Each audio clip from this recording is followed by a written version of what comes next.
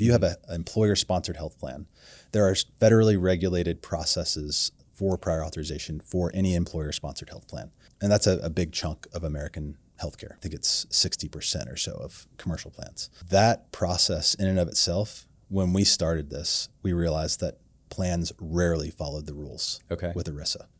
And it was because no one was, overseeing them. Yeah. No one was calling them out on it. And so what we did on our side is we said, hey, these ERISA laws are pretty specific. So for example, if you have an urgent case, which we believe, most cancer diagnoses are urgent, so let's submit them urgently. You have 72 hours from every milestone. Every one of those appeal steps, you have 72 hours to return a decision to us, health plan. And what we were noticing is that they weren't responding in 72 hours. Right. They might take them a week or more. But what we learned is that if you submit a denial on that 72-hour mark, or an appeal letter, on that 72-hour mark, even before you get the denial, and to say, hey, we notice it's been 72 hours. We're going to assume that you're denying this, but you violated the ERISA law. Here's the specific law that you violated. Right. A lot of times they'll reach back out to you pretty quickly and say, oh, this is now approved. Right.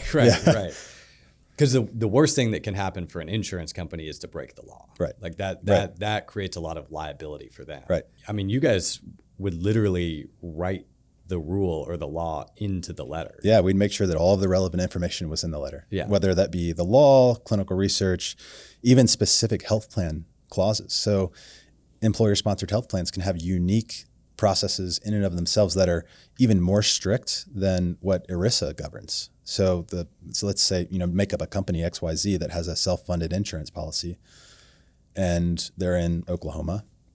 They can say, you know what, I want my insurance, I want my prior authorizations, I want you to have a response back to my employees sooner than 72 hours. They should have 24 hours.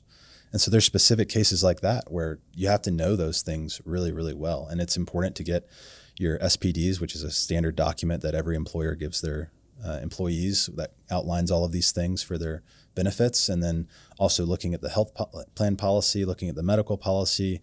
There's all sorts of rules that you just have to be really aware of when you're going into this process.